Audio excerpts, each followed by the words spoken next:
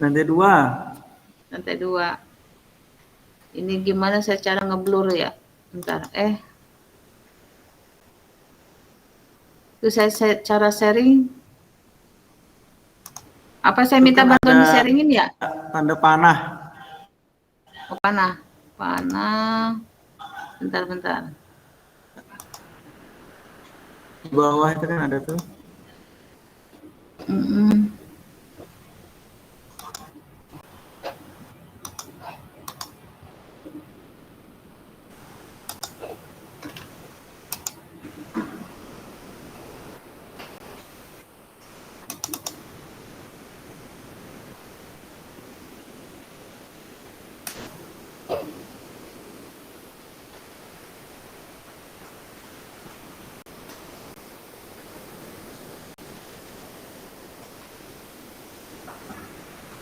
Bisa Bu Loli?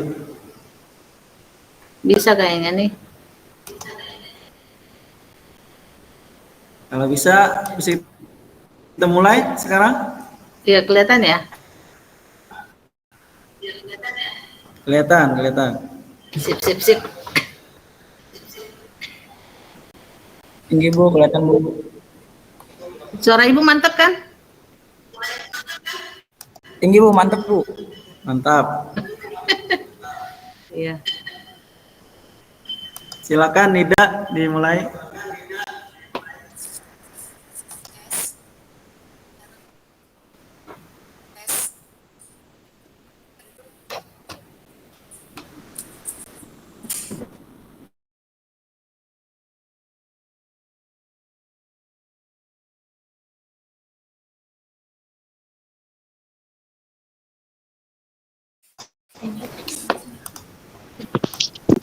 Dengeran Mas?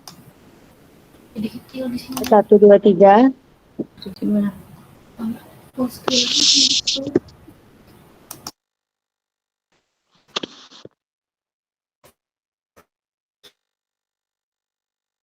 Baik, sebelumnya dimohon kepada teman-teman semuanya yang belum mengaktifkan kameranya, bisa segera mengaktifkan kameranya.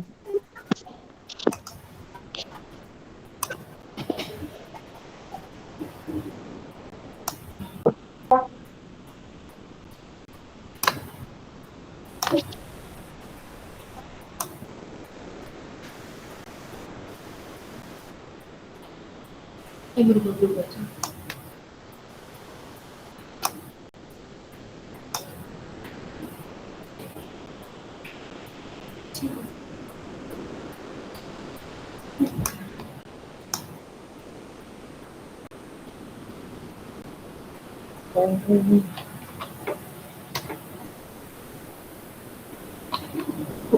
Screen itu F5 ya?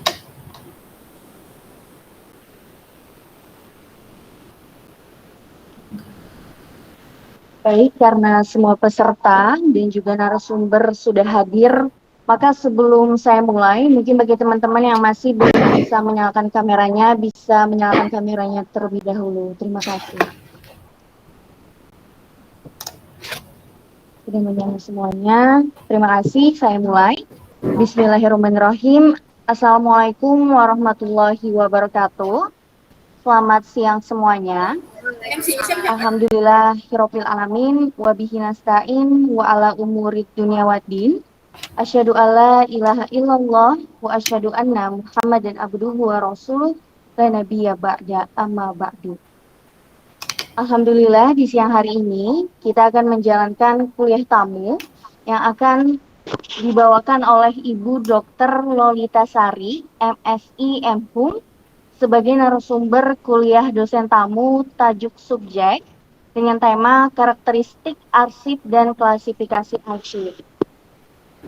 Sebelumnya, pertama-tama, marilah sama-sama kita panjatkan puji dan syukur kehadirat Allah Subhanahu wa Ta'ala yang telah memberikan nikmat kesehatan, sehingga kita dapat berhadir dalam kuliah dosen tamu tajuk subjek dengan tema karakteristik arsip dan klasifikasi arsip secara online pada siang hari ini.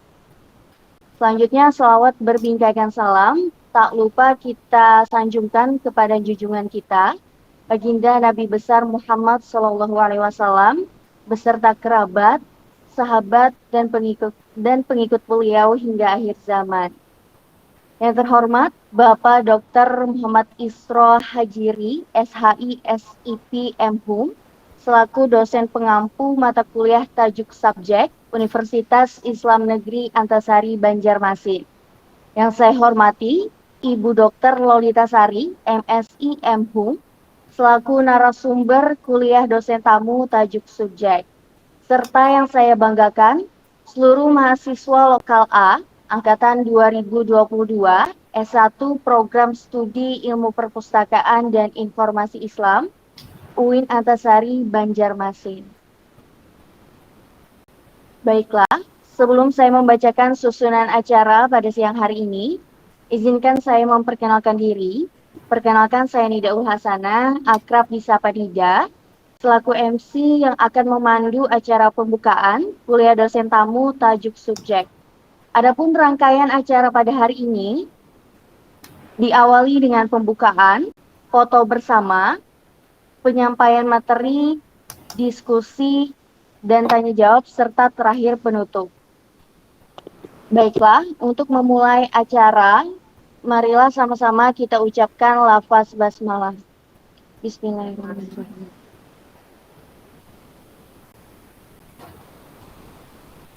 Selanjutnya, sesi foto bersama.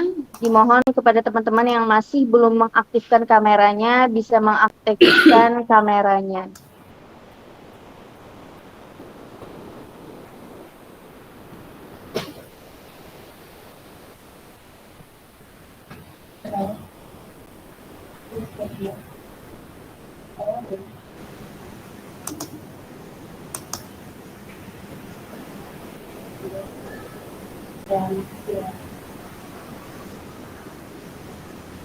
Beri apa-apa, beri.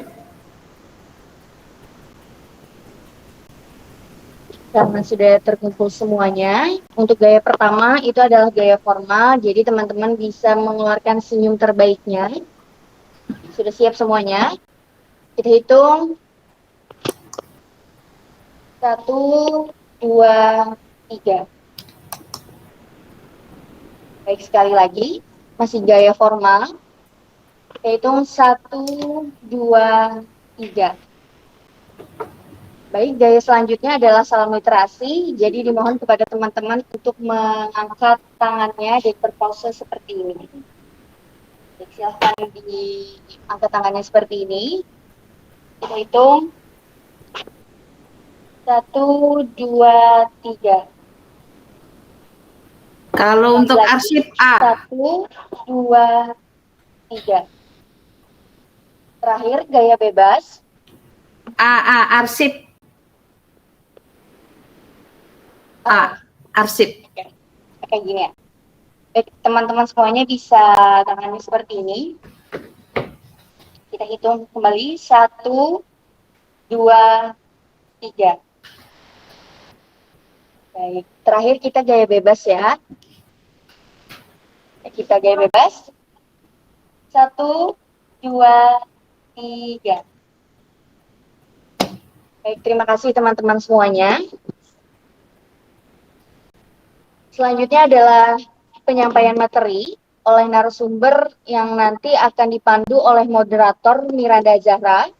Kepada Miranda Azahra, dipersilahkan.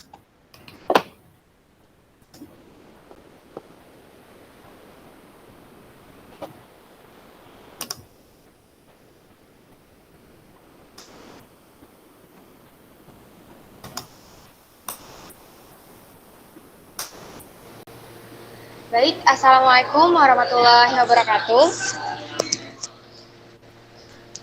Waalaikumsalam warahmatullahi taala wabarakatuh.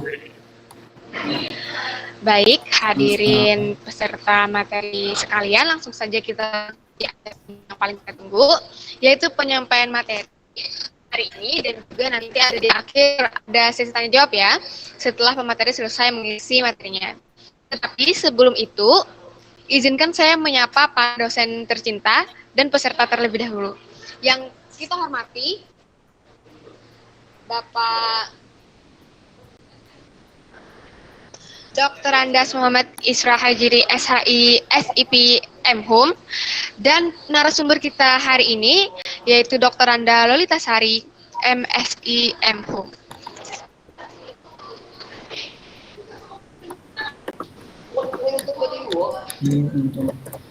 Yang kami hormati juga para hadirin yang datang hari ini ya.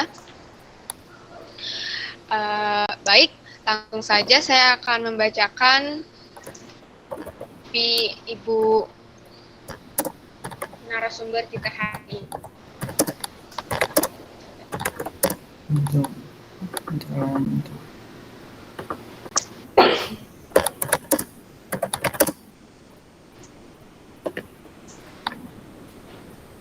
Nama beliau Dr. Anda Lolitasari M. Beliau mengenyam pendidikan mulai dari IAIN Sunan Kalijaga Yogyakarta pada tahun 1996. Ibu doktor. Maaf ya Bu. Beliau ini juga mengenyam pendidikan di Universitas Yarsi pada tahun 2008, mengambil jurusan Ilmu Perpustakaan dan Informasi. Kemudian di Universitas Indonesia pada tahun 2011, yaitu mengambil Ilmu Perpustakaan. Lalu beliau mengambil sekolah pasca sarjana di UIN Syarif Hidayatullah Jakarta pada tahun 2020, mengambil Pengkajian Islam Konsentrasi Ilmu Perpustakaan dan Informasi. Beliau ini memiliki banyak publikasi dan penelitian teman-temannya, termasuk buku Manajemen Perpustakaan Pasca Pandemi yang diterbitkan pada tahun 2023. Beliau juga ada melakukan systematic literature review of knowledge sharing based on ICT during COVID-19 era, the 10th International Conference on Cyber and IT Service Management, or CITISM, 2022.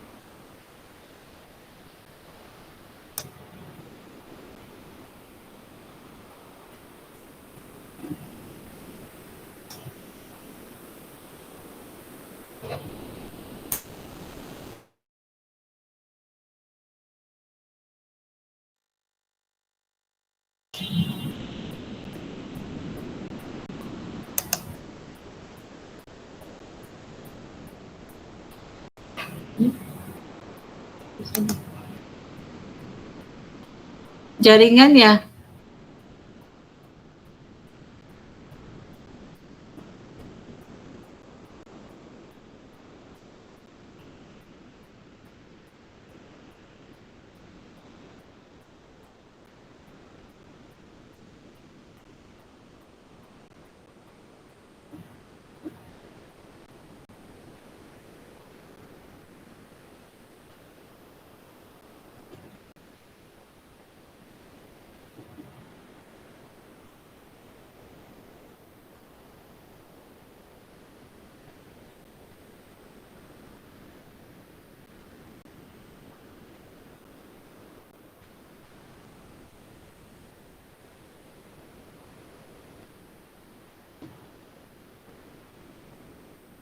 Ini Bu yang apa tuh, error jaringannya apa dari sana ya?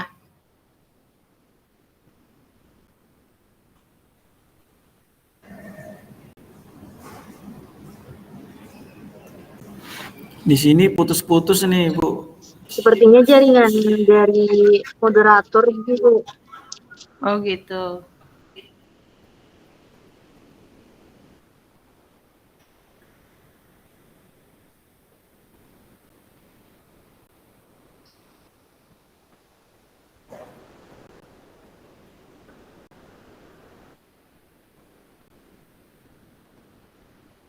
pada Ibu. Bisa disampaikan materinya. Terima kasih.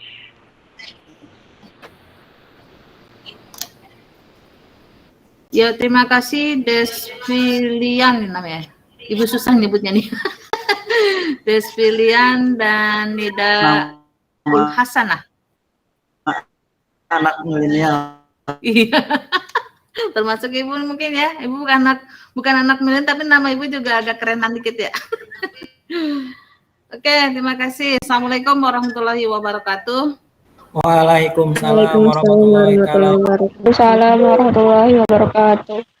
Alhamdulillah wa syukurillah kita bisa bersilaturahmi ini berkat Bapak dosen kita Pak Muhammad Istroh Hajiri ya. Kalau tanpa beliau mungkin Ibu juga tidak kenal sama Anda semua. Dan semoga nanti berkah dari silaturahmi kita membuahkan suatu pemahaman kayak pengetahuan dan informasi berkenaan mungkin tentang arsip gitu ya. Sebelumnya mungkin sama-sama kita hormati Bapak dosen pengampu kita yaitu Bapak Doktor ya, bukan dokter ya. Dokter sama dokter tuh beda. Dokter Andes sama dokter juga beda. Dokter Anda sama dokter juga beda.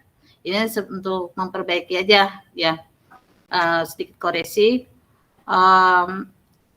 Dan kemudian Ibu sampai mantu jadi lupa tuh ya. Dan kemudian alhamdulillah Ibu dikasih amanah ya untuk memberi pengetahuan, sama-sama kita nanti belajar bareng ya berkaitan tentang karakteristik arsip dan klasifikasi arsip. Sebelumnya Ibu ingin bertanya, ini kira-kira semester berapa ya?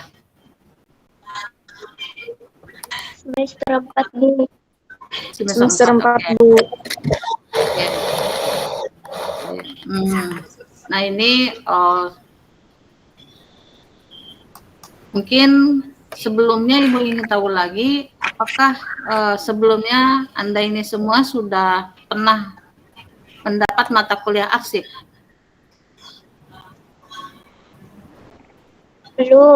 Belum Bu. Oke.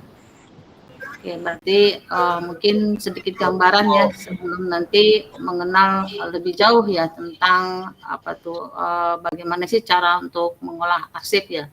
Tentu saja ada perbedaan antara mungkin perpustakaan dengan arsip. Nah, sebelumnya mungkin kita akan mengenal terlebih dahulu apa sih itu arsip. Kalau dari sisi dari sisi istilah itu ada beberapa macam. Ini juga dari beberapa negara tentunya. Tapi inti maknanya adalah arsip. Kalau Belanda itu archip, kalau misalnya Yunani itu archeon, kalau Latin itu archipun, kalau Inggris archive. Terus kemudian kalau kalau Itali archiviol.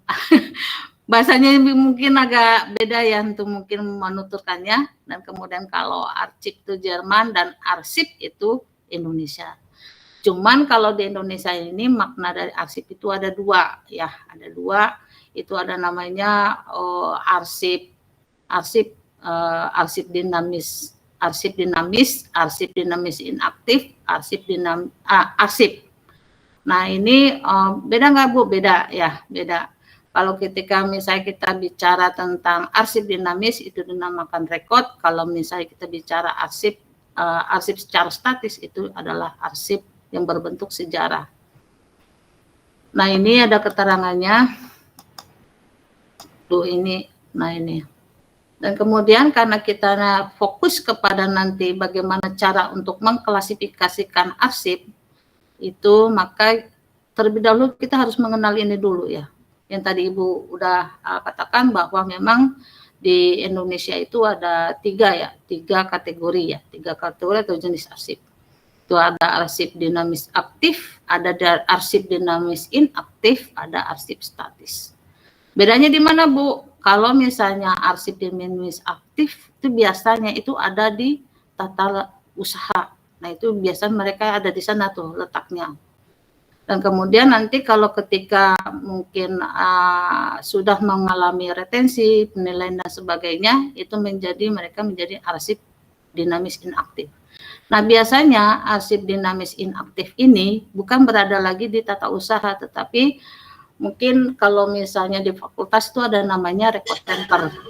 Nah, ini setelah mengalami penilaian dan penilaian dan sebagainya, itu mereka ini yang arsip dinamis aktif itu ada berada di record center.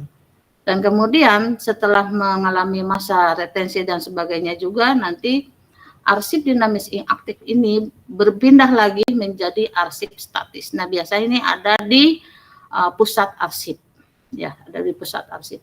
Kalau kita kan, kalau mungkin ya, kalau di kami di UIN Jakarta itu kan ada beberapa perpustakaan ya. Ini contoh perpustakaan dulu ya, biar memudahkan ya. Kalau di perpustakaan itu, kalau kami di UIN Jakarta itu, di UIN Jakarta itu ada perpustakaan pusat, ada perpustakaan fakultas, ya. Nggak tahu nih kalau di Banjarmasin ada nggak perpustakaan fakultas?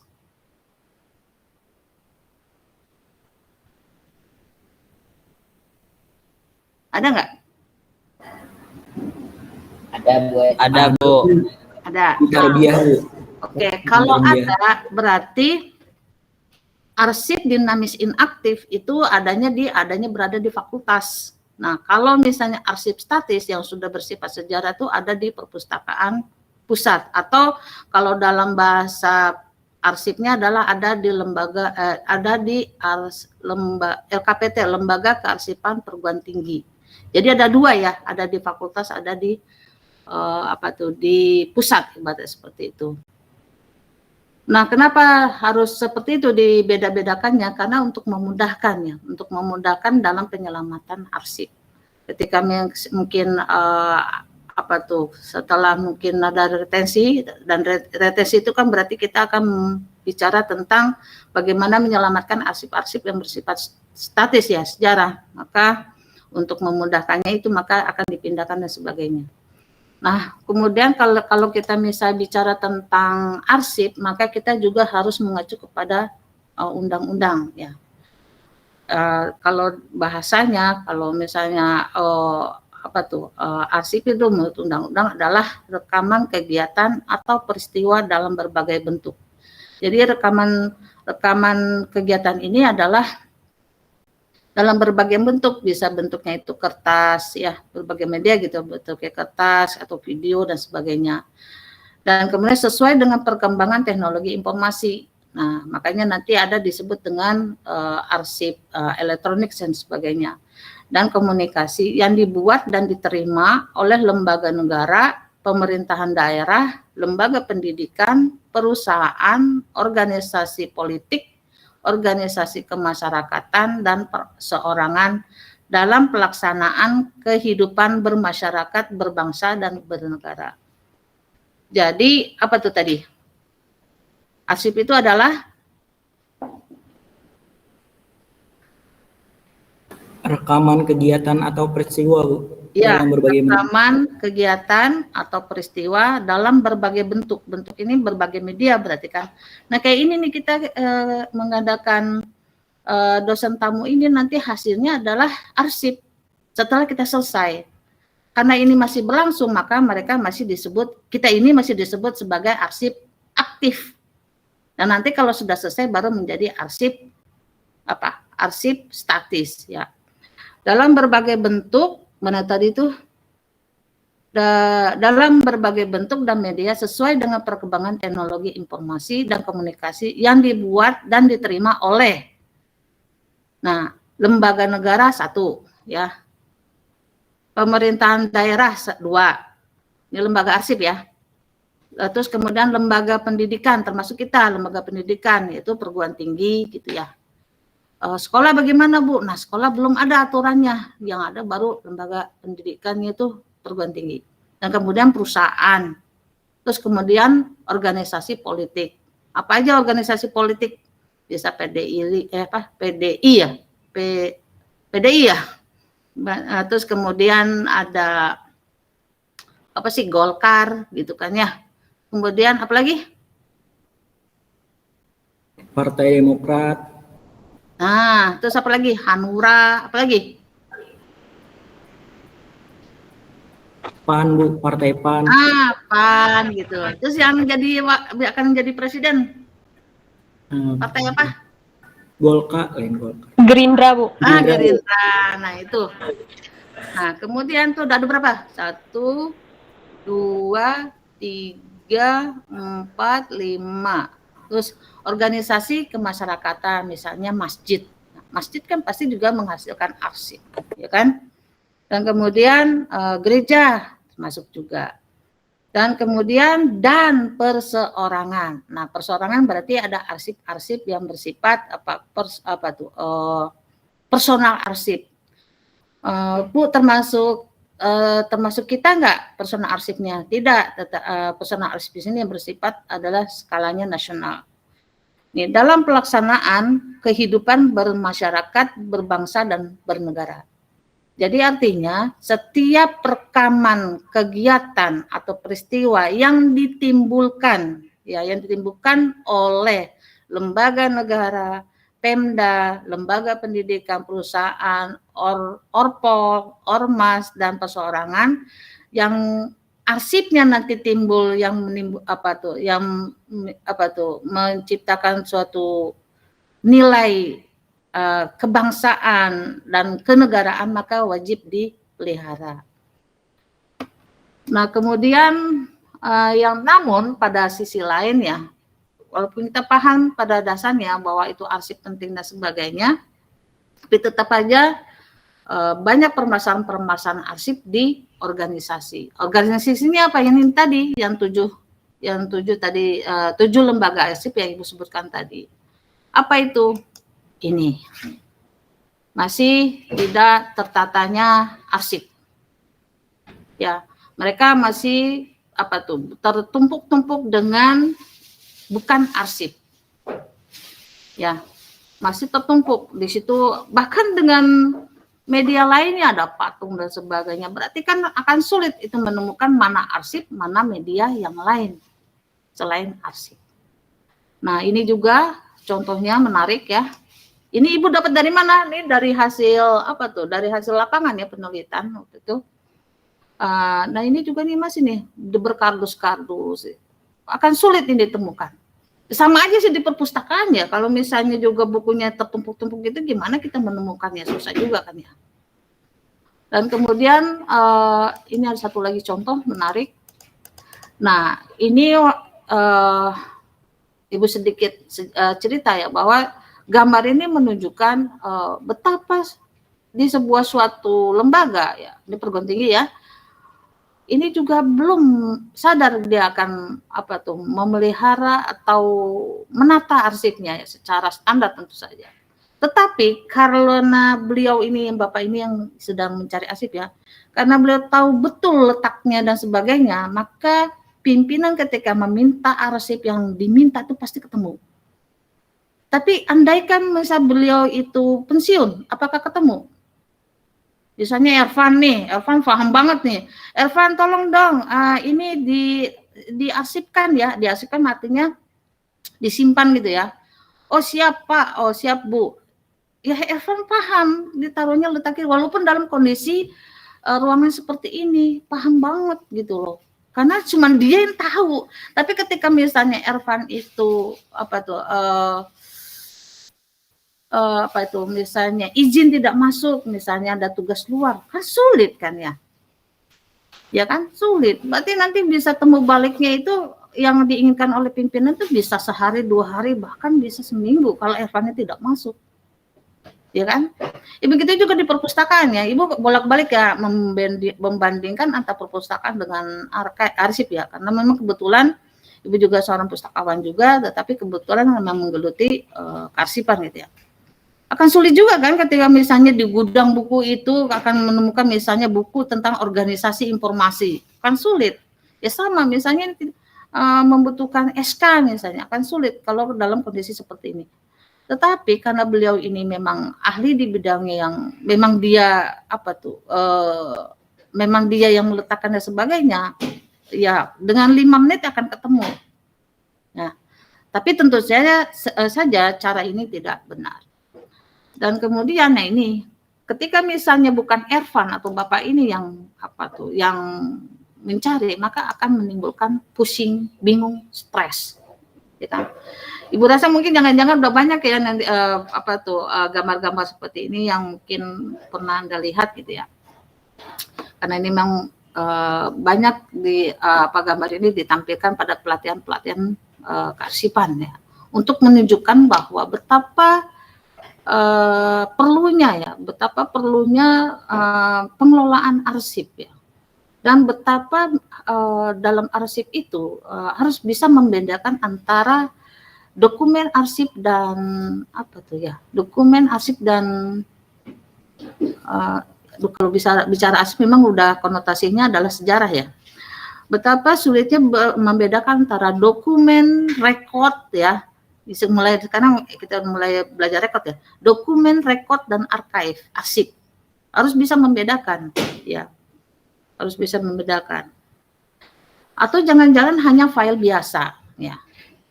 Nah ini jadi kalau ketika misalnya kita sudah memahami ketiga itu ya, antara dokumen, rekod, dan arsip, maka tidak akan terjadi pusing. Dan apalagi kalau misalnya kita sudah menatanya sesuai dengan standar-standar tertentu.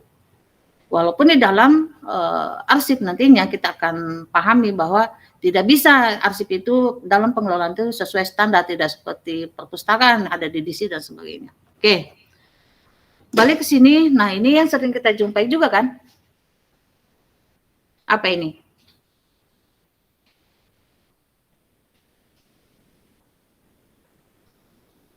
Ini apa? Yang sering ke tata usaha mungkin pas lagi mungkin ngurus surat surat izin atau surat apa? Ini apa ini kira-kira? Arsip surat, Bu. Nah? Arsip surat, ya Bu. Arsip surat. Ya. Itu contoh jadul ya. Ada arsip surat masuk 2012, ada arsip surat keluar 2013, terus seharusnya ada surat masuk lagi ya, surat keluar 2013, surat masuk 2014. Nah, seharusnya kalau kita sudah memahami secara benar, Ibu tidak bisa menyebut ini arsip, tetapi mungkin entah itu dokumen atau rekod ya. Kalau arsip itu konotasinya sudah berbentuk sejarah gitu ya. Oke, nah ini yang sering terjadi terlihat di tata usaha. Nah, kalau bentuknya seperti ini, tadi kan kita udah tahu nih tentang ini nih. Yang ini. Ada 3 kan ya? Ada arsip dinamis aktif, ada arsip dinamis inaktif, ada arsip statis. Kalau misalnya ini, yang mana kira-kira?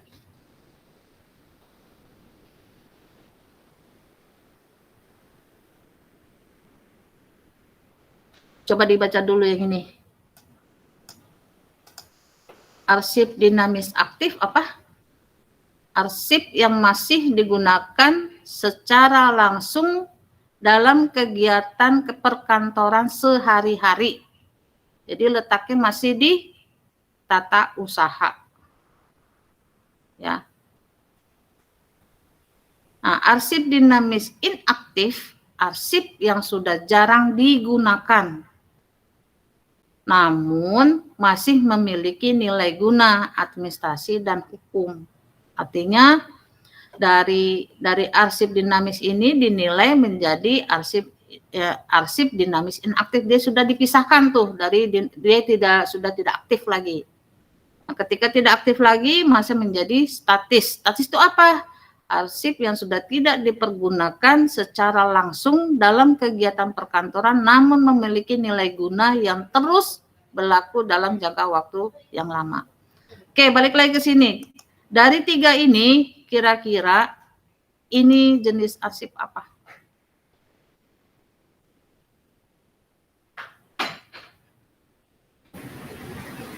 Kalau menurut ulun arsip statis, Bu. Jangan, bukan. Dan tadi ini adanya letaknya di mana? Kalau misalnya bentuknya seperti ini biasanya ada di mana?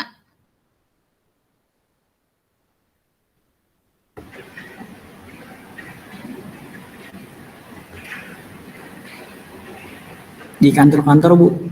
Di kantor-kantor biasanya ya. Nah, kalau misalnya di kantor-kantor kan pasti masih aktif ya. Nah, berarti dinamakan Dinamis aktif. iya, arsip dinamis aktif. Dia masih aktif kan? Ya kalau lihat dari tahunnya sekarang memang tahun 2024 ya. Emang Ibu salah juga ya, seharusnya dicantumin situ surat masuk 2024 ya. Ini contoh aja. Nah, ini berarti bisa dicontohkan sebagai arsip dinamis aktif yang biasa ada di kantor-kantor. Kok kenapa disebut aktif, Bu? Ya karena ya kan dengan mudah kan. Kita misalnya taruh tuh di apa tuh ini di box ini ya. Di folder ini. Nah, misalnya butuh surat apa gitu atau masih ada surat dari luar masukin lagi ke surat masuk, itu kan berarti masih aktif. Paham ya? Jadi ketika misalnya kita mudah untuk menjangkau, itu misalnya di meja kita nih, ini ada meja Ibu kan ya, kelihatan nggak ya? Ini ada meja Ibu, kemudian nanti ada folder, box-box folder seperti ini. Itu kan Ibu dengan mudah mengambil kan? Nah itu berarti masih aktif. Makanya dinamakan arsip dinamis aktif. Paham ya sampai sini ya? Ya, kalau sudah tidak ada di pandangan Ibu atau di meja Ibu atau di meja pegawai TU, nah itu sudah dipindahkan, berarti itu dinamakan arsip dinamis inaktif. Ya, sampai situ dulu aja. Oke, sampai sini ada pertanyaan. Ini kita ini aja ya, nggak sampai materi habis baru nanti bertanya ya. Kalau misalnya nggak, Bu, kok saya nggak paham, nah nanti langsung aja bertanya gitu. Oke, nah kemudian setelah kita paham kita sedikit paham ya tentang arsip, apa itu arsip dan sebagainya. Nah, ini kalau dari jabaran ini ternyata memang yang telah Ibu uraikan bahwa arsip aktif dan arsip inaktif itu masih tercampur. Ini kan masih tercampur kan? Masih tercampur. Nah, belum memiliki pedoman klasifikasi. Karena mereka ini belum ditata dan dikelola, maka mereka belum memiliki pedoman klasifikasi. Yang ketiganya adalah masih penumpukan arsip ini seperti ini. Ya. Jadi, kenapa terjadi seperti ini? Karena memang mereka belum menatanya atau belum mengelolanya. Berdasarkan apa? Berdasarkan pedoman-pedoman kearsipan. Pedoman kearsipan itu apa? Pedoman kearsipan itu sebenarnya itu ada empat instrumen yang wajib dimiliki oleh setiap organisasi atau lembaga. Yang pertama adalah tata naskah dinas. Yang kedua adalah klasifikasi. Yang ketiga adalah klasifikasi akses dan keamanan arsip. Yang keempat adalah jadwal retensi arsip. Nah, kita kali ini pertemuannya fokus kepada pedoman klasifikasi dan memahami apa itu yang disebut dengan klasifikasi dalam arsip. Sama dengan perpustakaan, ketika kita untuk temu baliknya informasi maka membutuhkan klasifikasi kan. Nah, begitupun dengan arsip sama. Kita juga membutuhkan klasifikasi untuk menemukan menemukan arsip yang kita butuhkan memudahkan temu baliknya informasi sehingga tidak terjadi seperti penumpukan seperti ini. Ya. Tapi Bu, banyak kok masih banyak terjadi penumpukan seperti ini. Nah, itulah mungkin karena tidak seperti perpustakaan ya, kita misalnya buku datang langsung diolah. Kalau arsip itu memang agak sedikit banyak jenjangnya ya, banyak kegiatan-kegiatan sebelum menuju kepada klasifikasi. Oke, kita lanjut aja. Nah, kemudian dasar untuk menyelesaikan, nah ini disebut arsip kacau ya yang tadi itu, dasar untuk menyelesaikan arsip yang penumpukan ini, kita ada dasar hukumnya. Yang pertama adalah mengacu kepada Undang-Undang Republik Indonesia Nomor 43 Tahun 2009 tentang kearsipan.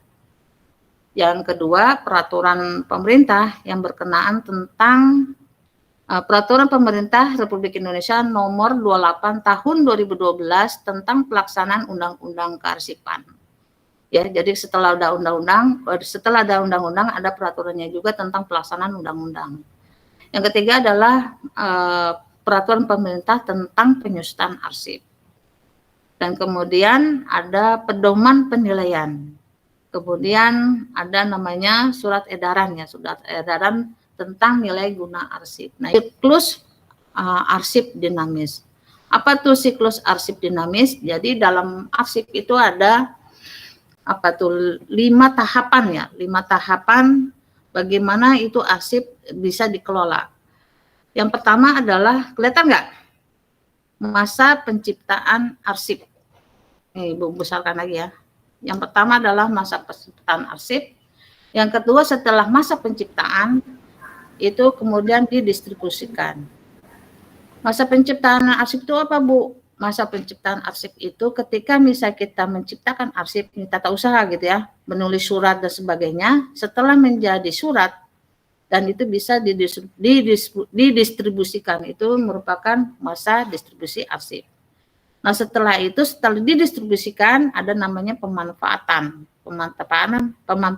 dari arsip dari arsip tercipta. Nah, setelah itu namanya penyimpanan. Nah, setelah itu baru untuk memutuskan apakah arsip itu dimusnahkan atau tidak. Artinya, dari siklus arsip ini kita memahami bahwa begitu banyaknya penumpukan arsip yang tadi, tidak semua arsip itu diselamatkan. Tidak semua arsip itu dipelihara. Pasti ada arsip yang akan dimusnahkan. Dan menurut teori bahwa yang dari misalnya yang tadi tumpukan ini, Ibu kembalikan lagi, mana nih? Ini dari hasil tumpukan arsip ini hanya 5%, ya, hanya 5% yang bisa diselamatkan, dan itu dinamakan arsip yang bernilai sejarah. Ya, kebayang ya? Kerjaannya ini luar biasa nih, nanti ada penilaian dan kemudian ada penyusutan dan sebagainya, ternyata cuma 5% dari ini. Atau mungkin ini, taruhlah ini terlihat semacam gudang ya, taruhlah misalnya ini deh. Dari sekian ini, di dalam suatu ruangan ini, ternyata hanya 5% ya, dari hasil penilaian dan sebagainya itu hanya 5% yang diselamatkan. Dan kemudian selain seorang arsiparis itu harus paham dasar hukumnya, peraturan sebagainya, terus siklus daur arsip. Nah, kemudian juga harus memahami nilai guna arsip. Nah, nilai guna arsipnya ada 2, nilai guna primer dan nilai guna sekunder. Nah, dari nilai primer ini nanti ada 5 aspek, ada misalnya nilai guna administrasi, hukum, keuangan, atau iman dan teknologi. Nah, dari sekunder itu kebuktian dan informasional. Ini harus dipahami. Memang bicara seperti ini memang tidak cukup 1 jam atau 2 jam ya. Tapi minimal Anda harus paham bahwa dalam menilai arsip itu harus tidak hanya berdasarkan peraturan-peraturan undang-undang saja, tetapi harus memahami konsep-konsep untuk tata kelola arsip. Dan kemudian harus memahami teknik penyusutan, ya, yang tadi masa yang kelima itu harus dipahami. Nah, itu punya mata kuliah tersendiri ya kalau dalam manajemen kearsipan tuh. Jadi bagaimana sih cara untuk menyusutkan arsip? Ini juga memiliki diskusi yang sangat panjang. Tidak bisa juga misalnya 1 tahun, 2 tahun untuk memutuskan arsip, tidak bisa. Karena memang harus membuat suatu programnya sangat besar karena menyangkut dengan unit-unit pencipta arsip. Nah, hasilnya akan timbul namanya jadwal retensi arsip. Nah, ini yang Ibu sebut tadi, dari jadwal retensi arsip ini hanya 5% yang diselamatkan. Dan kemudian harus memahami konsep-konsep dari karakteristik arsip. Ya, apa itu konsep-konsepnya? Yaitu dari karakteristik arsip itu kan ada yang disebut dengan dipahami hanya 3 aja ya, konten, konteks, dan struktur. Ya, Tadi Ibu sudah mengatakan ya bahwa tidak semua yang yang di gudang itu yang tadi banyak gitu kan, tidak semua disebut arsip. Nah, yang disebut arsip ini 3 ini karakteristiknya, cuma 3. Konten, konteks, dan struktur. Apa itu? Nah, konten itu adalah isi informasi yang terdapat pada materi arsip. Jadi misalnya dalam satu surat, misalnya yang Pak Isro tuh kemarin ngirim ke Ibu, itu kan jelas tuh isinya. Jelas ya isinya. Di situ ada ditujukan isinya surat itu tentang apa, ditujukan kepada siapa, kemudian siapa yang penanggung jawabnya, itu jelas. Nah, itu namanya isi, ya, kesatuan isi. Dan kemudian ada ada catnya, ada yang tanda tangan dan sebagainya. Artinya itu merupakan isi dari arsip, ya. Itu jelas ya. Dan kemudian harus memahami juga struktur dari memahami struktur, yaitu format dan media dari arsip. Artinya setelah kita pahami itu isi arsip, kita juga harus pahami, oh ternyata ini medianya adalah kertas. Oh ternyata ini medianya adalah non kertas, elektronik. Ya, jadi harus paham itu. Dan kemudian yang ketiga adalah konteksnya, yaitu berkaitan dengan seluruh bagian proses pembuatan arsip dan memastikan jaminan terhadap lingkungan di mana arsip itu dibuat dan digunakan. Coba dipahami deh. Berkaitan dengan seluruh bagian proses pembuatan arsip dan memastikan jaminan terhadap lingkungan di mana arsip itu dibuat dan digunakan. Artinya prosesnya itu jelas. Prosesnya jelas. Artinya proses jelas itu gimana? Ketika misalnya Pak Isro nih ya, Pak Isro misalnya membuat suatu surat undangan untuk Ibu sebagai narasumber. Maka kontennya isinya jelas kan? Mengundang untuk menjadi narasumber. Tanggalnya jelas, jamnya jelas, medianya untuk untuk media pembelajaran yang jelas melalui Zoom gitu kan. Terus kemudian yang menandatangani jelas gitu ya, menjawab. Nah, strukturnya jelas. Oh, ternyata yang dikirim adalah bentuknya kertas. Tapi enggak juga, Bu, yang Pak Isro kirim kan bukan kertas, tapi bentuknya apa? Non kertas kan? Berarti apa? Elektronik kan? Ikan kirimnya melalui WA. Ya, Kak. Tetapi karena Ibu memahami konteksnya jelas, ya, konteksnya jelas bahwa prosesnya itu jelas, yang mengiringnya juga jelas gitu, maka Ibu menganggap bahwa arsip itu adalah bukan arsip. Yang dikirim Pak Isro itu adalah arsip yang bisa dipertanggungjawabkan, ya, yang bisa dipertanggungjawabkan secara hukum dan secara pembuktian gitu. Jadi jelas gitu. Tanpa 3 ini tidak akan bisa disebut sebagai arsip. Contoh misalnya, ketika misalnya ketika misalnya kontennya tidak ada, apakah bisa disebut arsip? Contohnya apa coba? Kira-kira dari pengertian ini.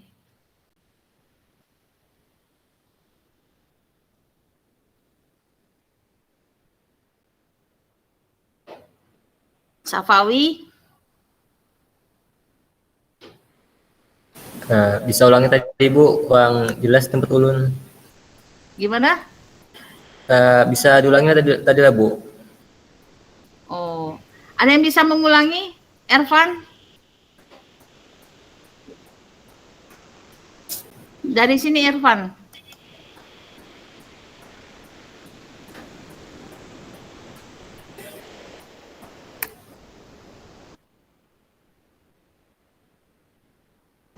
Agak kagok tuh Ervan tuh, Bu.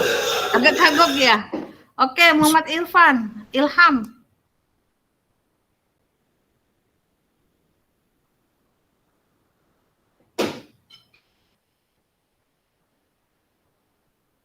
Miss Rina. Ibu nih ngikutin gaya Pak Isro kemarin ini. Tembak aja, Bu, tembak. Supaya maksudnya enggak satu arah tapi 2 arah.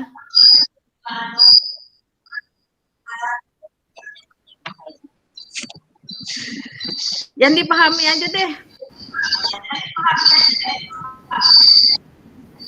Kalau menurut ulun tadi Bu, ada pembahasan biar tentang masalah surat menyurat tadi Bu. Masalah surat elektronik gitu yang tadi lo. Nah, jadi misalnya lewat WA itu termasuk dari surat ke arsip secara elektronik itu Bu, bukan secara langsung itu Bu, kertas. Ya, makasih ya Irfan. Gini, untuk memahami apakah itu arsip atau tidak, harus ada tiga karakteristik, yaitu harus ada kontennya, harus ada konteksnya, harus ada strukturnya. Kalau ketiga konten ini ada, karakteristik ini ada, maka bisa disebut sebagai arsip. Walaupun arsip itu dikirim oleh Pak Isro misalnya melalui WA, ya kan? Karena disebut di sini. Kalau dari struktur tadi apa tuh? Format dan media arsip. Nah, Pak Isro itu membuatnya kan awal mulanya kan kertas kan? Ya kan? Kertas. Tapi dikirim ibu bukan melalui kertas. Melalui WA berarti udah bentuknya berubah dong. Lalu jadi menjadi elektronik. Nah, itu diakui. Karena ada di sini. Ada strukturnya, diakui. Jadi tidak hanya bentuknya kertas saja, tetapi dalam bentuk juga elektronik. Bagaimana cara ibu mengakuinya? Karena ada kontennya, ada isinya jelas. Dan kemudian ada konteksnya. Konteksnya jelas. Kenapa ibu percaya Pak Isro ini mengirimkan ibu itu bentuknya arsip? Karena secara konten, struktur konteksnya itu jelas. Ya. Konteksnya itu apa? Konteksnya itu cara membuatnya. Jadi dilihat dari struktur suratnya, ya, struktur suratnya, dan kemudian cara cara pembuatannya, sehingga ibu yakin bahwa yang diberikan oleh Pak Isro merupakan betul-betul arsip yang memiliki nilai guna hukum dong, ya kan? Kalau misalnya tidak ada nilai guna hukum, ibu tidak akan datang ke dalam Zoom ini. Ada kepastian, artinya kayak gitu. Nah, paham ya?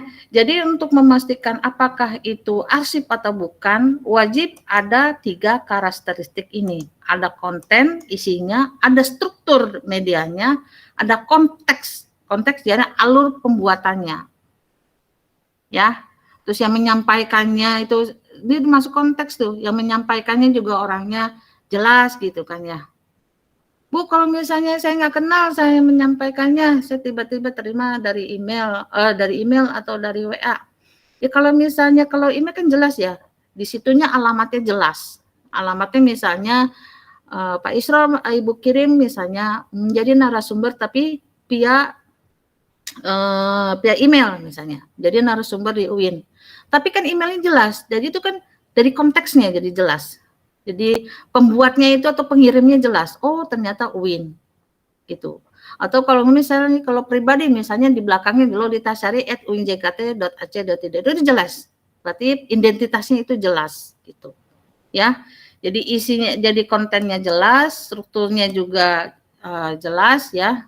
Kemudian konteksnya juga jelas. Nah, inilah yang disebut dengan arsip. Kalau salah satunya tidak ada, maka tidak bisa disebut sebagai arsip. Ya, gitu. Pahami mudah-mudahan ya.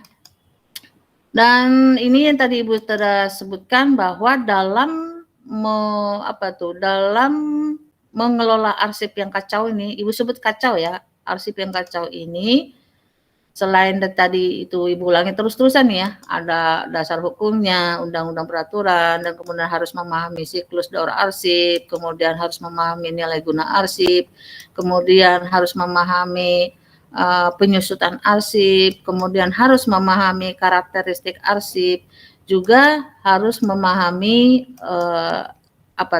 harus memahami instrumen kearsipan. Nah, salah satunya adalah ini, klasifikasi arsip. Jadi, Bu bisa nggak sih Bu, dalam dalam mengelola arsip kacau tadi hanya klasifikasi arsip aja, tidak bisa sebenarnya. Harus memahami sebetulnya harus keempat ini, ya. Tapi karena kuliah kita ini fokus kepada klasifikasi, ya sudah kita hanya fokus kepada klasifikasi arsip saja. Tapi dalam instrumen kearsipan itu sebetulnya klasifikasi itu ada dua, ya, ada dua. Ada klasifikasi arsip dan juga ada klasifikasi dan keamanan arsip. Bedanya apa, Bu? Kalau klasifikasi arsip itu nanti kita jabarin ya, itu bagaimana sih mengklasifikasikannya atau menatanya ya. Kalau misalnya klasifikasi dan keamanan arsip itu dia lebih kepada sifatnya, atau yang sifatnya itu jelas gitu loh. Apakah ini arsip ini bersifat biasa? Apakah arsip ini bersifat rahasia? Ataukah arsip ini bersifat sangat rahasia? Nah, itu makanya di dalam kearsipan itu ada instrumen kearsipan berkenaan klasifikasi dan keamanan arsip. Contohnya apa, Bu? Coba deh kalau misalnya Anda menerima surat ya, atau membuat surat atau mengajukan surat, itu kan ada B ya. Ada B misalnya nomor sekian. Nah, itu klasifikasi arsip itu. Nah, itu menandakan bahwa surat itu tergolong surat biasa. Oke, lanjut ya. Dan kemudian dan seterusnya, dan ini siapa yang memenahi arsip organisasi? Yang jelas adalah arsiparis ya, arsiparis. Kalau perpustakaan kan berarti pustakawan. Kalau misalnya arsip berarti arsiparis. Nah, kalau menurut undang-undang, arsiparis adalah seseorang yang memiliki kompetensi di bidang kearsipan yang diperoleh melalui pendidikan formal dan atau pendidikan dan pelatihan kearsipan serta mempunyai fungsi, tugas, dan tanggung jawab melaksanakan kegiatan kearsipan. Ini undang-undang berkata ya. Dan kemudian pakar pun menyatakan, salah satunya adalah Kennedy dan Soder, menyatakan bahwa arsiparis adalah tenaga profesional atau tenaga para profesional dan tenaga klerikal. Ya, jadi dia memiliki 3 jenis. Kalau undang-undang kan fokus dia kepada yang memiliki kompetensi dan sebagainya. Biasanya ini yang berlabelkan pemerintahan ya berarti ya. Berarti arsiparis fungsional arsiparis. Sementara kalau misalnya para pakar menyatakan bisa aja orang-orang yang bekerja di bidang kearsipan itu disebut dengan arsiparis. Dan kemudian Arklide menyatakan arsiparis itu adalah manajer rekod dan arsiparis.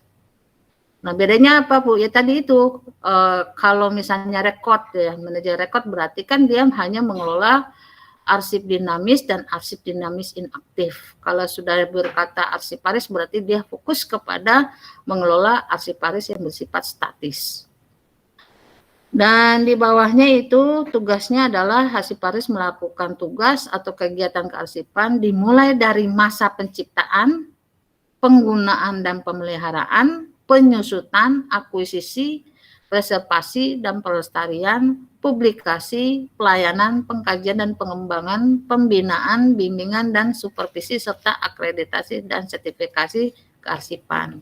Coba Anda perhatiin deh, tugasnya sebenarnya hampir sama dengan dengan perpustakaan ya, hampir sama. Bagaimana dia menciptakannya, bagaimana menciptakan dan kemudian bagaimana dia memberikan akses terhadap pengguna.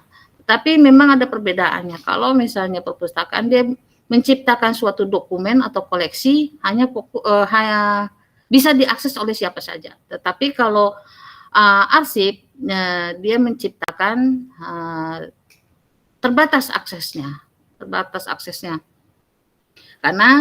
Karena itu tadi kita balik lagi karena di dalam arsip itu tidak semua juga bisa dibuka.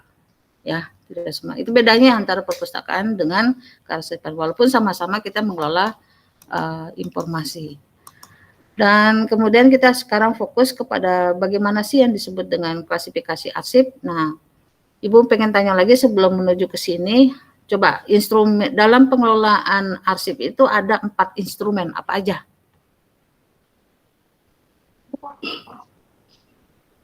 Data naskah dinas, Pinter. klasifikasi arsip, Ah, dan keamanan arsip, kemudian yang terakhir Jadwal retensi arsip. Ya, pintar. Makasih Nur Sofa. Ini berarti kan ada kefokusan ya. Karena ini memang jam-jamnya apa ini? Jam-jamnya ngantuk gitu ya. Tinggi Bu. Gitu. Beda di Jakarta sama Banjarmasin kan 1 jam ya. Berarti di sana udah sore kan ya. Oke. Tinggi Bu, kisaran jam 2:30-an. Oh, 1:30 di sini 1:30. 1:30. Oke, karena berarti kan kalau yang klasifikasi arsip ini berarti instrumen keberapa? Instrumen yang kedua. Ya, pintar. Instrumen yang kedua. Oke, pertanyaan Ibu lagi. Ketika mengelola arsip, arsip kan ada 2 klasifikasi. Tadi udah disebutin. Apa bedanya?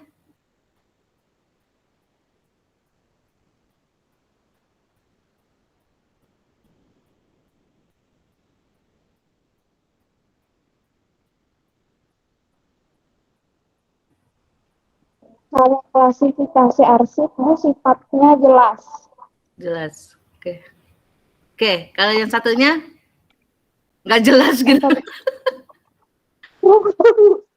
Kalau yang satunya sudah bisa membedakan jenis arsipnya, apakah itu biasa, rahasia, atau sangat rahasia. Sudah bisa membedakannya. Oke, kita langsung ya. Nah, ini kita pahami dulu ya pengertiannya. Klasifikasi arsip adalah proses yang mengkategorikan atau mengkelompokkan arsip dinamis dalam susunan tertentu sehingga tidak terjadi tumpang tindih. Yang tadi yang Ibu lihatin tadi gambarnya, kalau dia sudah melakukan klasifikasi ya, pembuatan klasifikasi, maka dia tidak akan terjadi tumpang tindih. Sehingga apa? Sehingga memudahkan temu kembali arsip. Nah, berarti sebenarnya kalau dalam kearsipan itu dalam membuat klasifikasi atau skema klasifikasi itu sebetulnya pekerjaan yang luar biasa panjang ya. Dia merupakan suatu program pembuatan klasifikasi. Dimulai dari merencanakan, kemudian membuat anggaran dan sebagainya. Bu, kalau misalnya perpustakaan kan gampang Bu ya, udah pakai DDIS aja enggak. Tapi itu kalau untuk arsip itu berbeda.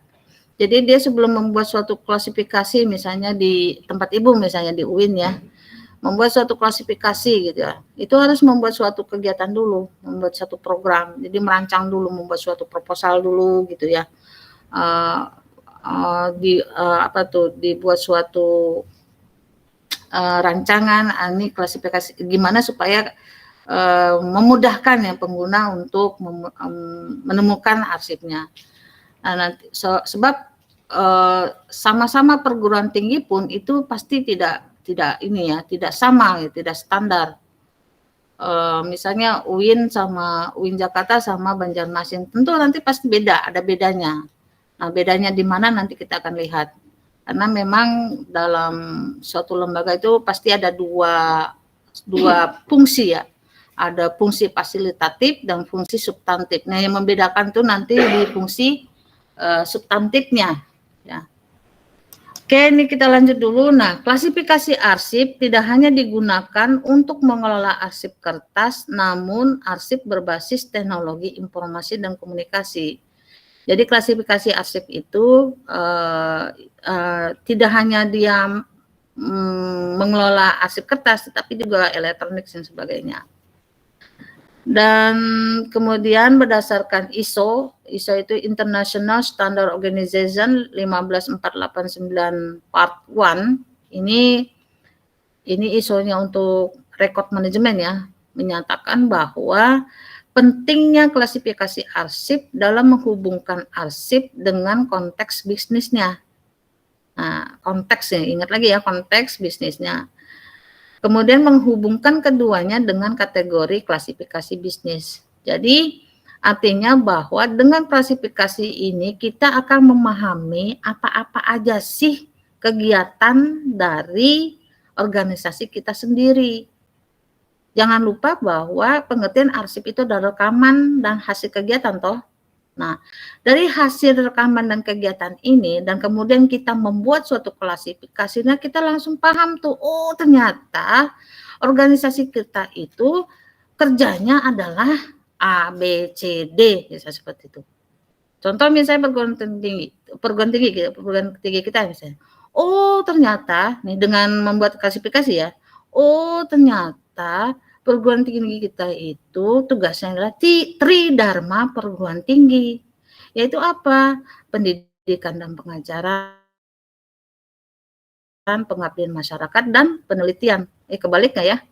Pendidikan dan pengajaran, penelitian dulu ya, penelitian dan pengabdian masyarakat. Nah, seperti itu. Setelah diklasifikasikan. Nah, itu gunanya klasifikasi.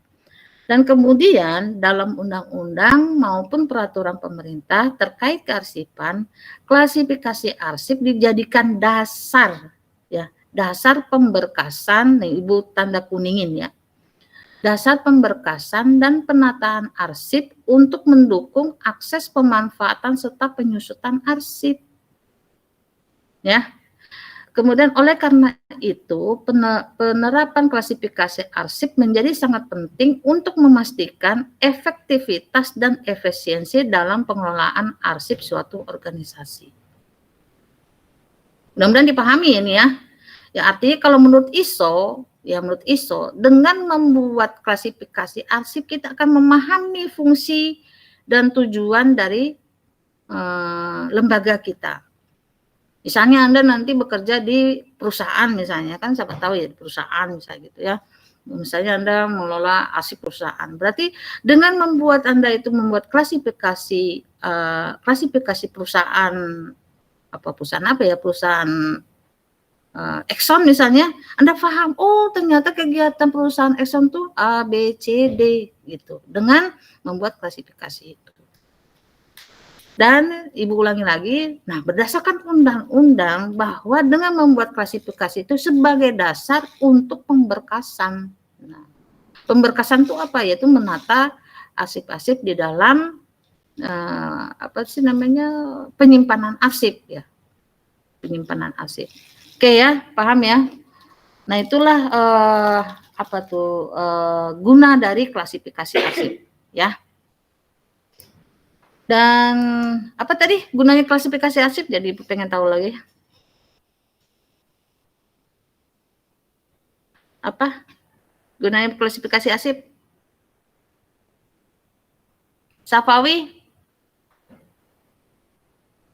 Untuk mengkelompokkan temu kembali arsip. Iya, kalau itu mah balik iya betul. Selain itu, 1, 2. Sarana memudahkan temu kembali arsip. Terus selain itu untuk mengetahui tujuan dan fungsi. Ya, organisasi. Oke, satu lagi. Sebagai dasar untuk pemberkasan dan penetapan, Bu. Ya, pintar. Tenang, Ibu. Oke, lanjut ya. Udah paham ya itu tujuannya. Nah, kita langsung kepada pemberkasan ya. Langsung kepada pemberkasan. Pemberkasan itu apa sih gitu kan ya. Nah, pemberkasan itu kalau bahasa keren ya, bahasa Inggrisnya ada filing system. Kalau dalam pengertiannya, pemberkasan atau filing system adalah penempatan naskah ke dalam suatu himpunan yang tersusun secara sistematis dan logis sesuai dengan konteks kegiatannya, sehingga menjadi satu berkas.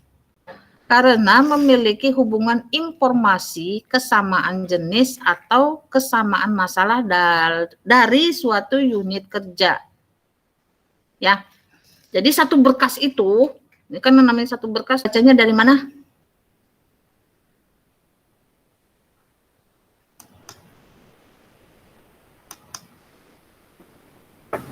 Dari angka akhir, Bu. Ya, dari angka akhir. Coba diperhatiin ya. Itu kan 345 507 berarti 871 ya. 871 507 345. Yang kedua?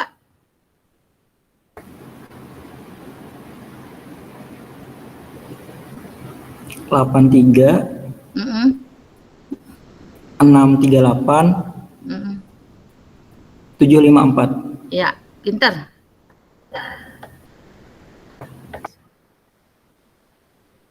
Oke, terus yang selanjutnya?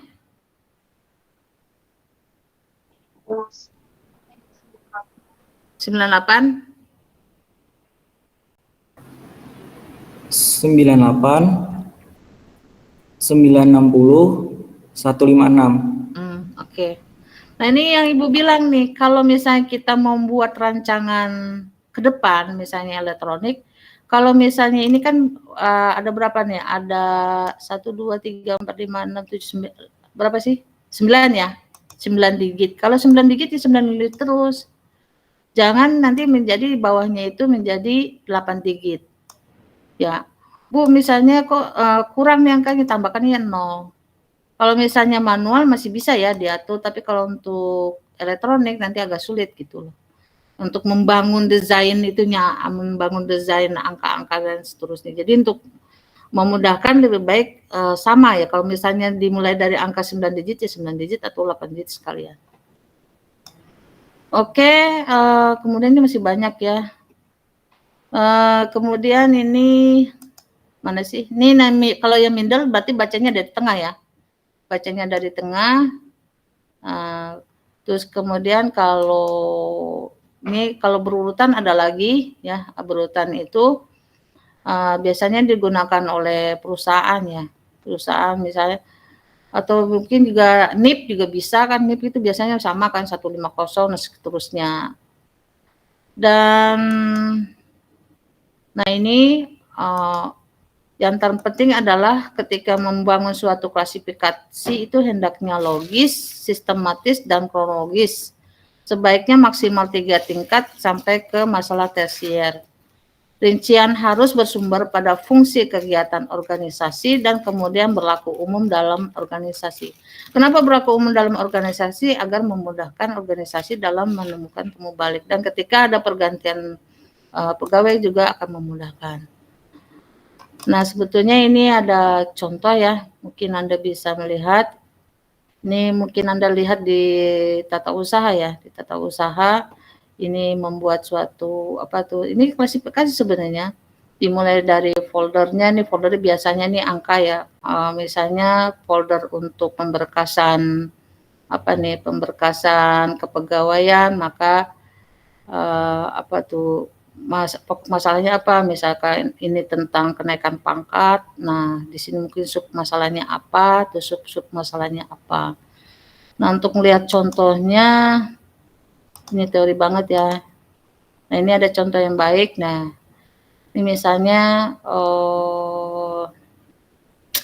ini berkas mahasiswa ya, berkas mahasiswa, misalnya PDP nih, PDP itu mungkin itu ya. Ini klasifikasinya, dan kemudian, nah ini namanya alfanumerik ya, menggunakan angka, menekan huruf dan kemudian angka. Nah ini primernya yaitu ini tentang pendidikan dan pengajaran. Terus sub masalahnya itu tentang status mahasiswa, dan sub masalahnya adalah tentang cuti mahasiswa. Dan kemudian ini ada contoh lainnya, ada pendidikan dan pengajaran, dan kemudian ini kalau ini dari segi ini ya, dari segi primernya. Kalau ini kan ada primer, sekunder, dan tersier. Nah, kalau ini dari contoh untuk primernya, misalnya ada pendidikan pengajaran, terus ada pengembangan kurikulum, silabus, dan EDOM. Dan kemudian dalam membangun, ini penting juga, dalam membangun ini semua itu diperlukan analisis fungsi bisnis. Ya, ini ketika kita ingin membangun suatu sistem klasifikasi, kita harus paham dulu ya fungsi dari lembaga kita itu apa. Seperti misalnya tadi Ibu telah uraikan, misalnya fungsi bisnisnya dari perguruan tinggi adalah tridharma perguruan tinggi. Maka kita harus memahami apa itu pendidikan dan pengajaran, apa itu tentang penelitian itu apa aja gitu kan, dan kemudian pengabdian itu apa aja. Nah, itu harus dipahami. Nah, kemudian terus untuk pencariannya nanti ada namanya daftar pertelan arsip atau daftar pencarian arsip, yaitu berisi arsip yang memiliki nilai guna kesejarahan baik yang telah diverifikasi secara langsung ataupun tidak langsung oleh lembaga kearsipan dan dicari oleh lembaga kearsipan, serta diumumkan secara publik. Bu, ada nggak sih Bu pertelan arsip ini secara elektronik? Bisa, ada. Yang manual juga ada, yang berbasis elektronik juga ada. Yaitu tadi ketika membangun elektronik itu harus dimulai dari manualnya terlebih dahulu. Nah, ini contoh untuk daftar pertelan arsip. Nah, kemudian setelah itu, setelah terangkum semua, artinya sudah dimulai untuk membuat klasifikasinya, maka bisa dimasukkan ke dalam ruang kearsipan. Ini namanya bisa nih berada di record center, bisa juga berada di pusat arsip itu. Ya. Dan mungkin itu ya bisa disampaikan, yang jelas dalam pembuatan klasifikasi arsip itu, dalam kearsipan itu tidak semudah seperti di perpustakaan ya. Kalau perpustakaan itu kan ketika misalnya sudah ada buku ya, buku baru dan kemudian langsung bisa diolah ya, berdasarkan katalogisase dan klasifikasi gitu ya. Sudah ada ditentukan tajuk subjeknya dan sebagainya. Tetapi kalau untuk membangun suatu klasifikasi arsip itu, jadi kita harus merancang terlebih dahulu gitu. Kita harus melihat fungsi bisnis dari lembaga kita. Terus kemudian baru setelah itu kita memahami juga fungsi-fungsi dari substantifnya lembaga dan fasilitatifnya lembaga. Mungkin Anda bertanya, Bu, kalau kayak gitu, kalau misalnya setiap lembaga kearsipan itu berbeda dalam penentuan klasifikasinya, mana yang hampir yang sama? Yang sama itu biasanya dari fungsi fasilitatif. Misalnya apa? Misalnya dalam penataan fasilitatif apa sih yang mendukung substantif kan? Nah, fasilitatif berarti misalnya contoh kepegawaian, keuangan, perlengkapan, humas, itu rata-rata klasifikasinya sama. Misalnya kalau kepegawaian itu PP ya.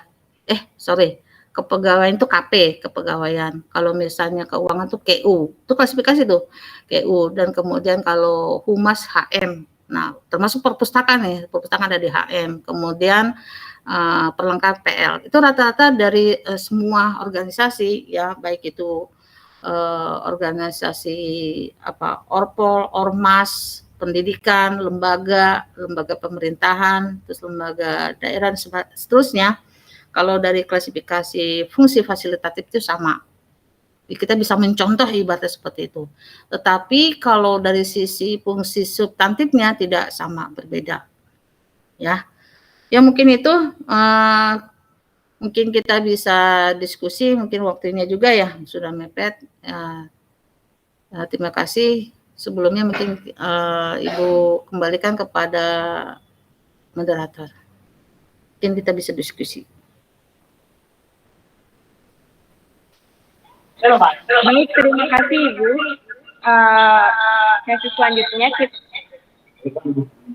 Sesi selanjutnya kita akan membuka tanya jawab ya teman-teman. Bagi yang ingin bertanya, silakan acungkan tangannya. Lalu sebutkan nama dan pertanyaannya. Silakan bagi teman-teman yang ingin bertanya, silakan acungkan tangan. Langsung buka mic bisa juga.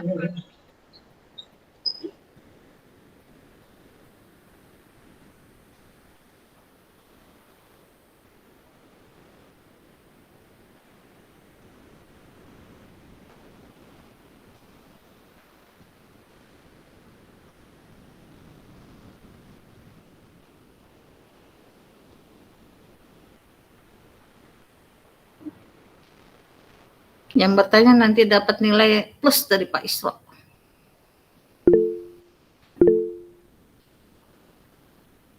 Oh, Ervan. Iya, Bu. Tadi ulun ingin bertanya Bu, penolakan sebelumnya nama ulun Ervan Ma'arif. Saya ingin bertanya Bu, apa perbedaan Bu? Kan tadi ada membahas tentang klasifikasi arsip aktif dan arsip inaktif Bu.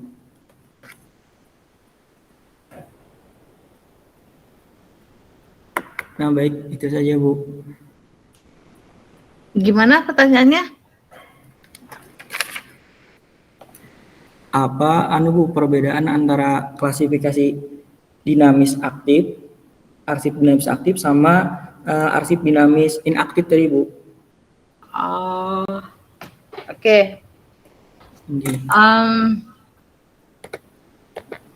Kalau itu kan perbedaan penggunaan dari arsipnya, tapi kalau bicara tentang klasifikasinya itu sama aja. Justru membangun klasifikasi itu dimulai dari masa penciptaan, artinya dari arsip dinamis aktif. Ya, dimulai dari tatap suratan itu loh. Dimulai dari masa penciptaan itu sudah dibangun itu klasifikasinya. Kalau misalnya dimulai dari dari aktifnya itu tadi dibangun, maka nanti akan terjadi yang tadi Bu lihat, yang perlihatan tadi, gambar tadi, penumpukan dan penumpukan, gitu ya. Jadi kalau misalnya ada nih surat mahasiswa, ya pengajuan misalnya minta surat undangan narasumber misalnya, berarti kan nanti tata usaha atau ya tata usaha ya, nah, petugas arsip lah ya, itu sudah membuat suatu klasifikasinya itu apa, PP biasanya, kan mahasiswa itu masuk ke ranahnya pendidikan dan pengajaran misalnya seperti itu ya. Nah itu dimulai dari awal, jadi ketika nanti masa inaktifnya ya tetap PP, ya tetap PP, tidak ada perubahan. Yang berubah adalah pemindahan arsipnya, tapi dari sisi klasifikasinya tetap. Bahkan sampai nanti masa statis, dia tetap PP. Tapi yang jadi permasalahan, apakah surat undangan mengundang seseorang itu sampai kepada masa statis? Belum tentu. Ya. Tetapi artinya kalau dari pertanyaan Ervan itu tidak ada perubahan klasifikasi ya, mulai dari masa dinamis aktif sampai dinamis inaktif dan bahkan sampai statis, tidak ada perubahan. Ya, yang berubah adalah apakah arsip itu akan tetap diselamatkan ya menjadi statis atau tidak. Kalau tidak kan berarti musnah. Itu ya, Irfan. Jadi memang membangun klasifikasi itu tidak dirancang dari awal. Kalau dia sudah menjadi suatu kebijakan di suatu lembaga misalnya nih, Ervan, di Ibu juga di Universitas UI ini udah ada klasifikasi. Pasti di Banjarmasin juga sudah ada. Pasti sudah ada. Coba aja lihat tuh, PP, pendidikan dan pengajaran, pasti terkait tentang dosen dan mahasiswa, kurikulum, dan seterusnya. Ya kan? Kalau misalnya tentang pengabdian, misalnya pengabdian dosen atau pengabdian mahasiswa, KKN, itu masuk ke PM, pengabdian masyarakat. Ya, jadi tidak ada perbedaannya, memang dirancang dari awal. Dan kalau sudah menjadi suatu kebijakan, itu menjadi panduan. Gitu ya. Oke, Bu. Terima kasih, Bu. Sama-sama, terima kasih. Jadi Ibu juga ada masukan. Ada lagi mungkin? Ya, baik, terima kasih Ervan. Ada lagi yang ingin bertanya?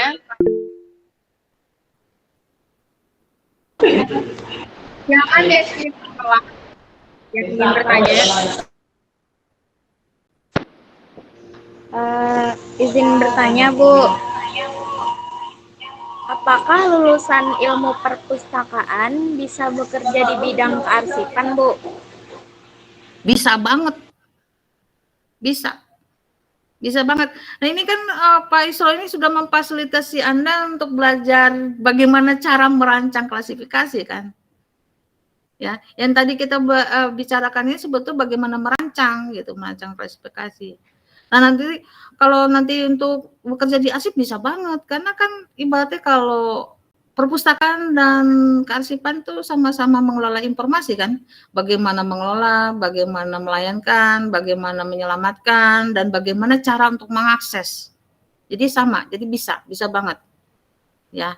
Tapi karena mungkin sekarang sudah banjirnya, ya, Ibu katakan banjirnya itu sudah banyak alumni-alumni arsip ya, mungkin dari UI gitu ya, karena mereka punya vokasi gitu ya. Nah, mungkin lebih mereka diutamakan. Tapi kalau misalnya mencoba untuk kerja di bank gitu ya, mungkin di bank itu mungkin nggak ada perpustakaan namanya, mungkin bisa aja namanya dokumentasi. Kan kita jadi dokumentalis, sama aja kerjanya itu juga.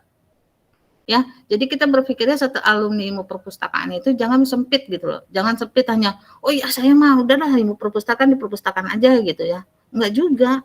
Walaupun perpustakaan juga masih banyak ya peluang-peluang untuk lulus. Makanya Anda ini cepatlah lulus. Karena peluang-peluang itu masih banyak banget ya. Baik itu mungkin di arsip atau mungkin di museum gitu kan. Sama aja, sama-sama kita mengelola informasi. Oke, yang penting Anda tetap semangat ya dan cepat selesai.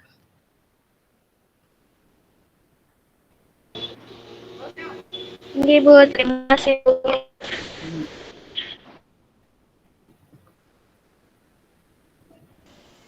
Baik, terima kasih Yola atas pertanyaannya. Adakah teman-teman yang ingin bertanya lagi?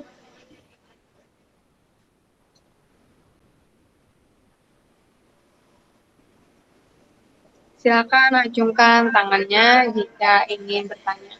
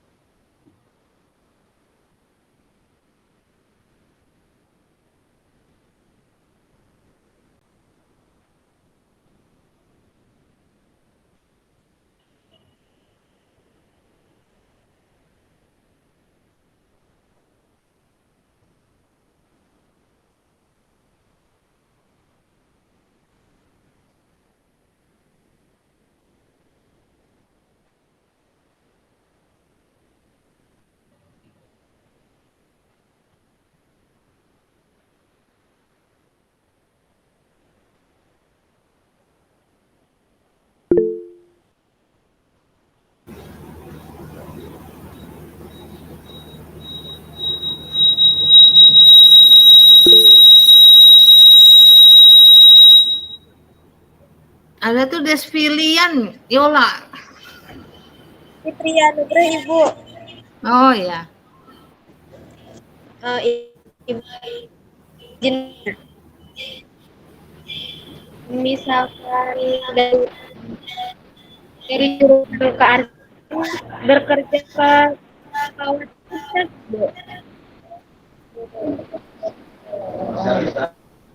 Ibu kurang dengar. Misalkan sebaliknya Ibu jurusan pindah kerja ke perpustakaan, Bu. Gimana?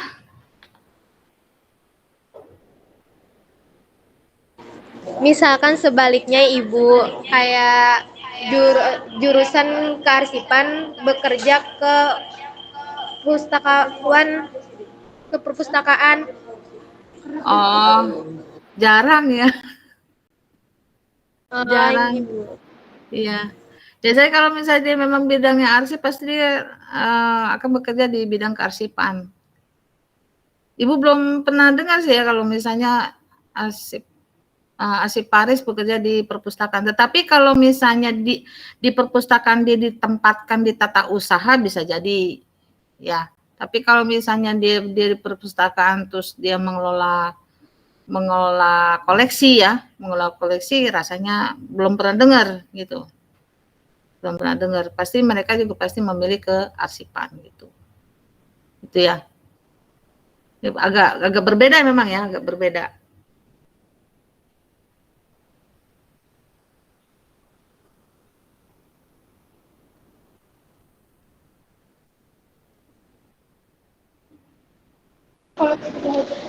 Baik, itulah sesi pertanyaan kita pada materi hari ini. Izinkan saya memberi kesimpulan pada materi hari ini. Arsip memiliki banyak istilah dari berbagai arsip memiliki berbagai jenis berdasarkan nilai guna. Arsip dinamis, aktif, dan arsip dinamis inaktif yang berada di record center. Arsip statis adalah arsip yang sudah dipergunakan, yang sudah tidak digunakan lagi, namun masih memiliki nilai guna. Nah, arsip berdasarkan Undang-Undang Nomor 43 Tahun 2009 ini adalah rekaman kegiatan atau peristiwa dalam berbagai bentuk dan sesuai dengan perkembangan teknologi informasi. Permasalahan arsip di organisasi yaitu arsip yang tertumpuk. Arsip yang tertumpuk menyulitkan menemukan arsip yang kita perlukan. Oleh hal itu, perlunya pengelolaan arsip agar memudahkan, membedakan, dan mengelola arsip dokumen dan rekod tersebut. Nah, pedoman kearsipan ini ada 4. Yang pertama, tata naskah dinas. Yang kedua ini klasifikasi. Yang ketiga, klasifikasi keamanan dan akses. Dan yang keempat ini jadwal retensi arsip. Kita membahas tentang klasifikasi ya. Aduh, mana? Nah, di sistem klasifikasi arsip adalah proses yang mengkategorikan atau mengelompokkan arsip dinamis dalam susunan tertentu sehingga tidak tumpah tindih. Ini klasifikasi arsip ini memudahkan kita untuk temu kembali arsip. Segitu saja kesimpulan kita hari ini. Terima kasih kepada pemateri kita hari ini. Maaf jika ada salah kata. Wassalamualaikum warahmatullahi wabarakatuh. Waalaikumsalam warahmatullahi wabarakatuh.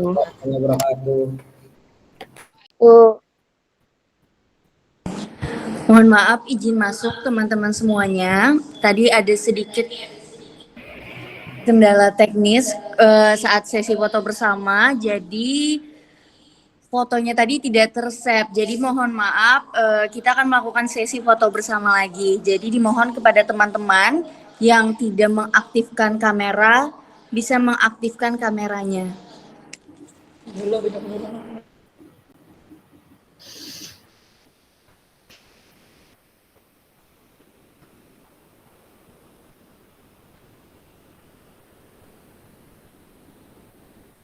Baik, sama seperti tadi, gaya pertama gaya formal. Jadi kita hitung.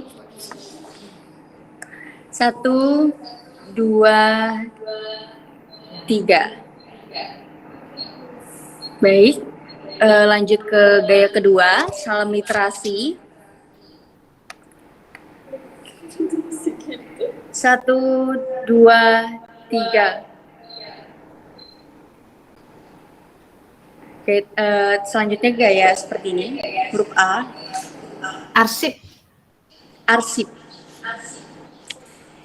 Ya, 1, 2, 3. Terakhir gaya bebas. 1, 2, 3. Baik, terima kasih semuanya. Terima kasih Bu Loli. Terima kasih Pak Isro. Dan Nanti sertifikatnya dikirim ya. ya, makasih. Ya, semangat ya para mahasiswa ya. Thank you, Bu. Cepat dulu. Terima kasih Ibu. Semangat baca. Semangat belajar. Mohon diri. Mohon maaf lahir batin. Assalamualaikum warahmatullahi wabarakatuh. Waalaikumsalam warahmatullahi wabarakatuh. Terima kasih Ibu. Izin